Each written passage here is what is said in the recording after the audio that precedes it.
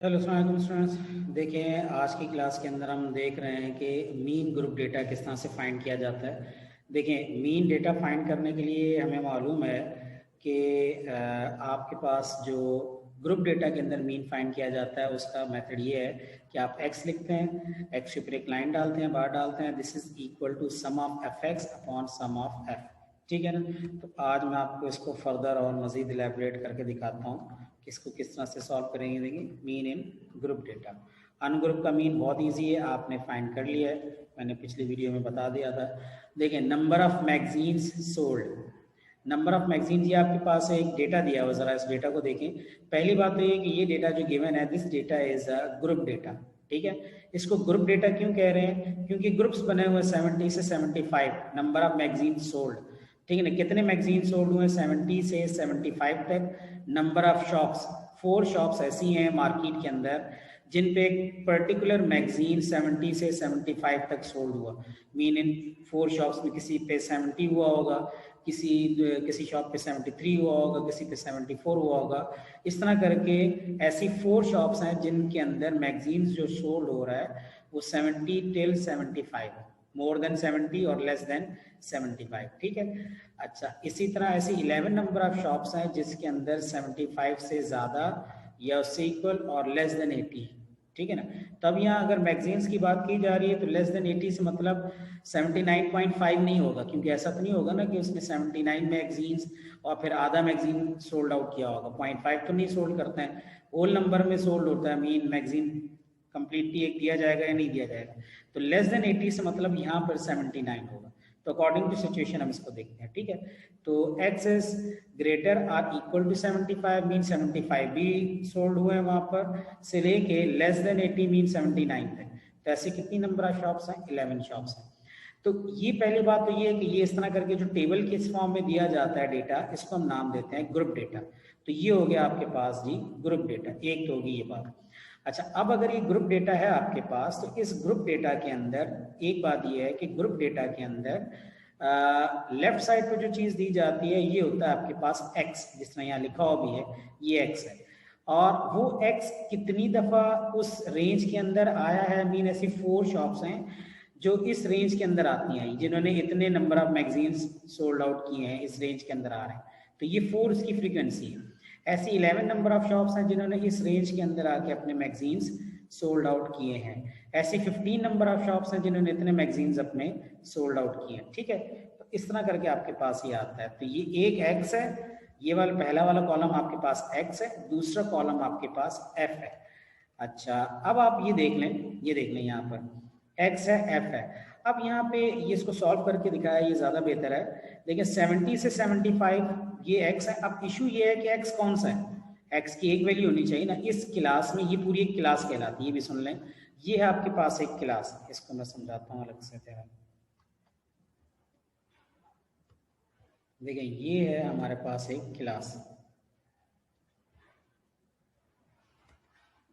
देखिए, इस क्लास के अंदर ये हमारे पास एक क्लास है, ये भी देख लें जरा। This is a class. ये जो थी एक क्लास है, फर्स्ट क्लास है, ये सेकंड क्लास है, ये थर्ड क्लास है, आगे इसी तरह आगे फोर्थ फिफ्थ सिक्स क्लासेस हैं। क्लास के अंदर एक लोअर लिमिट है, ये जो 70 है ये इसकी है लोअर लिमिट। ठीक है जी,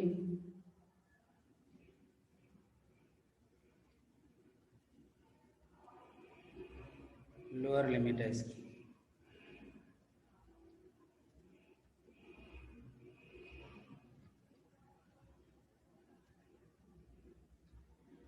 एक है लोअर लिमिट और एक है इसके अंदर अपर लिमिट। अपर लिमिट क्या है? ये 75 जो है इसकी अपर लिमिट है। ठीक है, this is called the upper limit.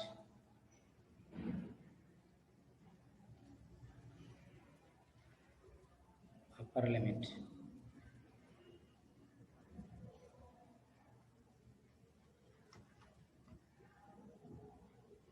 Lower limit and upper limit. अच्छा जी, अब आप देखें ये फ्रीक्वेंसी है 4। अब मिड वैल्यू क्या आएगी? हमें x यहाँ पे 70 भी x है, 71 भी x है, इस क्लास के अंदर 72 भी x है, 74 तक सारे x हैं। आपको एक एक्स चाहिए होता है। अगर क्लास के अंदर इस तरह क्लास अगर आपको दी जाती है तो आप उसमें से मिड वैल्यू को, उस क्लास की जो भी मिड वैल्यू उसको आप ले लेंगे एज एक्स। तो 70 से 75 तक आए तो मिडल में जो नंबर आता है दैट इज 75.5, वो हमने लिख दिया। फिर 75 से 80 तक आए तो जो दरमियान में आता है दैट इज 77.5, ये आ गया मिडल वैल्यू इस क्लास का एक्स। सो इस क्लास के एक्स होगा 82.5। इसी तरह आगे चलते चले जाएं 87.5, 92.5, 97.5, 102.5, ये आ गया आपके पास x। ये कॉलम था आपके पास f का। एक कॉलम आपने खुद बनाना है। यहाँ पर एग्जाम में ये दो कॉलम्स दिए जाते हैं, सिर्फ पहला और दूसरा। मिड वैल्यू का कॉलम आपने खुद बनाना है कि जो इस क्लास की मिड वैल्यू है वो आपने लिखी, और एक कॉलम फिर आपने फोर्थ कॉलम में खुद बनाना है। This column is for F x, ठीक है ना। एफ एक्स क्या है, जो इस क्लास में एफ की वैल्यू है वो, और जो एक्स की वैल्यू है, इन दोनों को मल्टीप्लाई कर दें। 4 और 72.5 को आपस में मल्टीप्लाई करें, आंसर इज 290, ठीक है। फिर फ्रीक्वेंसी 11 और मिड वैल्यू है 77.5। 11 को 77.5 से मल्टीप्लाई कर दें, आंसर इज 852.5। फिर इस क्लास में एफ है 15 और इस क्लास का एक्स है 82.5। एफ एक्स कर दें मीन एफ और एक्स को मल्टीप्लाई कर दें 15 इंटू 82.5, 1237.5। इसी तरह 24 मल्टीप्लाई बाई 87.5 हो जाएगा 2100। बाकी सारी वैल्यूज भी इसी तरह से आपके पास आ जाती है, ठीक है। अब ये करेंगे कि आपने यहाँ पे summation of F sigma F डला हुआ है। सिग्मा एफ मीन आपने क्या करना है, जितने भी फ्रीक्वेंसीज हैं इन सबको ऐड करना है। तो इन सबको अगर आप ऐड करें तो ये नंबर बन जाता है 84। इसी तरह यहाँ पर सिग्मा एफ एक्स का मतलब है आपने इन सब वैल्यूज को अगर आपने ऐड किया तो ये बन जाएगा 7330। तो ये सारी वैल्यूज एफ एक्स हैं। सिग्मा एफ एक्स का मतलब है इन सब वैल्यूज को आपने ऐड कर देना। समेशन ऑफ एफ एक्स, इन सब वैल्यूज को आप ऐड कर देंगे। तो जब इन सब वैल्यूज को ऐड कर देंगे तो ये बन जाएगा 7330, ठीक है। तो ये हो जाएगा आपके पास समेशन ऑफ एफ। अब ग्रुप डेटा के अंदर मीन निकालने का आपको मेथड मैं बता चुका हूँ कि ग्रुप डेटा मीन आप इस तरह लिखेंगे एक्स के ऊपर एक लाइन लगाई आपने, और फार्मूला इसका है summation of F x upon summation of F. तो समेशन ऑफ एफ एक्स लिखा आपने अपॉन समेशन ऑफ एफ